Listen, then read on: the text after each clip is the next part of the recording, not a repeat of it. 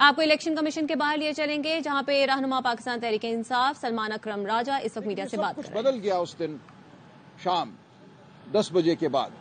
उस दिन शाम 10 बजे किसी ने यह फैसला किया कि पाकिस्तान की जमहूरियत पर हमला करना है, मखसूस हलकों में जो नताइज हैं उनको तब्दील करना है। अब ये फैसला किसका था?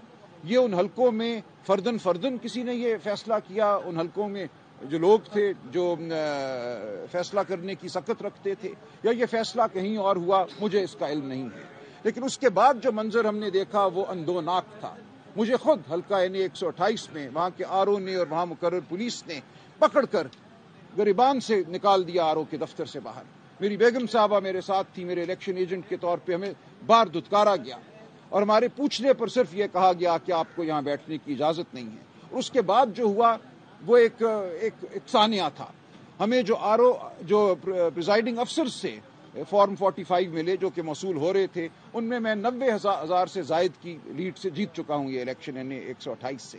लेकिन अगले दिन 1 बजे जो फॉर्म 47 शाया किया गया उसमें मेरी जीत को 12,000 वोटों से शिकस्त में तब्दील कर दिया गया। मुझे 1,60,000 वोट दिखाए गए और मेरे मद्दे मुकाबिल को 1,72,000, जबकि हमारे पास जो फॉर्म है उनमें उनके वोट 60,000 से ऊपर नहीं जाते।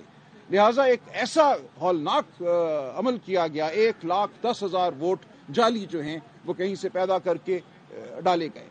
ये जमहूरियत की तौहीन तो है ही, ये उन लाखों लोगों की तौहीन है जिन्होंने उस दिन बाहर निकलकर वोट डाला।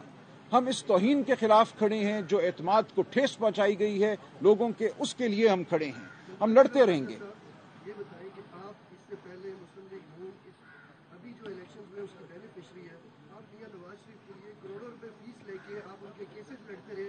आज आपको कैसा लग रहा है कि उनकी जमात जो है वो इस दांधी के नतीजे में हुकूमत में आ रही है? देखिए, मुझे बहुत अफसोस हो रहा है। हम जो मुकदमे लड़ रहे थे 2017 में, वो क्या मुकदमे थे? हम यही कह रहे थे कि अदालती अमल के जरिए रजीम चेंज नहीं होना चाहिए इस मुल्क में। अवाम को मौका दें कि वो मुंतखब करें किसने हुकूमत में रहना है, किसने हुकूमत में नहीं रहना। ऐसा नहीं होना चाहिए कि आप JITs बनाएं, अदालतों को बिठाएं और उनके जरिए किसी के नाम पे सुर्ख लकीर लगाएं और उसको बाहर निकाल दें। हम उस उसूल के लिए तब भी लड़ रहे थे और मैं उस उसूल के लिए आज भी लड़। हम जमहूर के हवाले करें, अवाम के हवाले करें, उन्हें वोट डालने दें, उनके वोट को वाक़ियतन इज्जत दें। और आज मुझे अफसोस है कि जो अवाम के वोट की इज्जत की बात करते थे वो आज इस बेतौकीरी और बेइज्जती की बुनियाद पर हुकूमत कायम करना चाहते हैं। मतलब आपकी जजमेंट ठीक नहीं थी उस वक्त? बिल्कुल ठीक थी। मेरी जजमेंट किसी शख्स के हवाले से न तब थी न आज है। मेरी जजमेंट एक उसूल के हवाले से है। जो भी उस उसूल के लिए खड़ा है मैं उसके साथ खड़ा था और खड़ा रहूंगा। आप क्या समझते हैं जो इंतखाबात में धांधली हुई किसने करवाई है? मुझे नहीं पता। देखें, ये बात तो शवाहिद से करनी चाहिए। मुझे इतना पता है कि धांधली हुई है, मुझे ये पता है कि धांधली कैसे हुई है, आरओज ने और पुलिस अफसरान ने क्या रोल अदा किया है, वो सब मेरे सामने है। आरओ साहिबान और पुलिस अफसरान ने जो मौजूद थे मौके पे आरओ के दफ्तरों में, उन्होंने लोगों को पकड़ कर उम्मीदवारों को बाहर निकाला, दरवाजे बंद किए, मारपीट की और उसके बाद जो दस्तावेजात बनाई जिनका अब हमने तकाजा किया है कि दिखाएं हमें किस बुनियाद पे ये 1 लाख की लीड जो है उसको 12,000 की शिकस्त में तब्दील किया गया।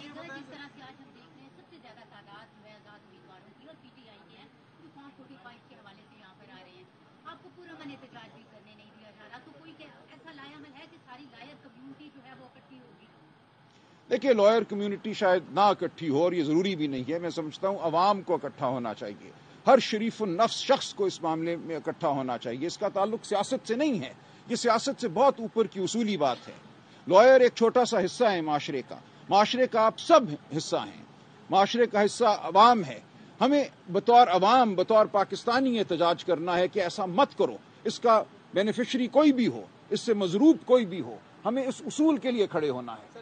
सलमान साहब बताइएगा, हम दुनिया चांद पे पहुंच चुकी है, अभी तक हमारे सिस्टम जो है 10 बजे के बाद अचानक बैठना शुरू हो जाता है। ये देखिए, जानबूझकर होता है जी। इलेक्शन कमीशन के बाहर आप मौजूद हैं, ये हमेशा से होता आ रहा है। सर, ऐसा इस सिस्टम पे क्या कहना चाहेंगे? इस पे खुल के बात कीजिएगा कि ये सिस्टम अचानक से बैठना शुरू हो जाते हैं। दुनिया में कितनी ज्यादा तरक्की हो चुकी है और अभी तक हम इसी बात पे अटके हुए हैं कि हमारे नताइज को 3-3 दिन लग जाते हैं। सर, अब हम देखिए, जैसी एक 1.5 अरब आबादी वाले मुल्क नहीं है, 24 करोड़ वोट है, तो 24 करोड़ में से कुछ वोट पड़े, अभी 24 करोड़ बंदे ने वोट नहीं कास्ट किया। इस सिस्टम के बारे में क्या? देखिए, ये तो फिर एक बात किसी हद तक मफरूजे की होगी, लेकिन ये बात तो वाज़ेह है कि کہ جو 8 فروری کو انٹرنیٹ بند ہوا، جو 8 فروری کو فونوں کے جو ڈیٹا پیکیجز ہیں ان کو بند کیا گیا، اس کی وجہ سے یہ تمام دھاندلی ہوئی ہے۔